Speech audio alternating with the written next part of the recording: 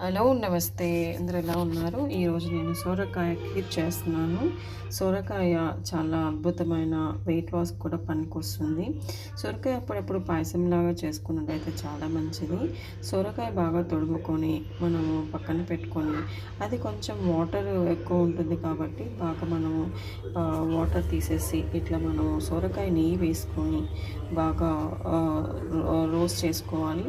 Roast చేసుకున్న తర్వాత ఒక సపరేట్ ప్యాన్లో పాలు పోసుకొని దాంట్లో మీ దగ్గర ఆల్రెడీ సగ్గుబియ్యము నానబెట్టి ఉంటున్నట్టయితే సగ్గుబియ్యం యాడ్ చేసుకొని దాంట్లో కొంచెం ఒక 1 కప్ ఆఫ్ షుగర్ యాడ్ చేసి ఫైనల్గా మీరు ఈ సొరకాయని యాడ్ చేసుకోవాలన్నమాట.